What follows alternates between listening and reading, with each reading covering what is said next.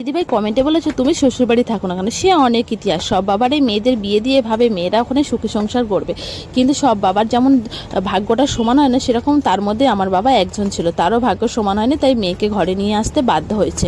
আর ঘর শত্রু বিভীষণ বললে যা বোঝো সেই রকম, ঘরের শত্রুর সঙ্গে তুমি কখনোই লড়াই করে পারবে না, সে শক্তি তোমার নেই। বাইরের শক্তির সঙ্গে তুমি লড়াই করতে পারবে, কিন্তু ঘরের শত্রুর সঙ্গে কখনোই লড়াই করতে পারবে। সেই রকমই আমার আর আমার হাজব্যান্ডের সঙ্গে এই রকমই হয়েছে, যে ঘরের শত্রুর সঙ্গে আমরা লড়াই করতে পারিনি, আমরা হেরে গেছি।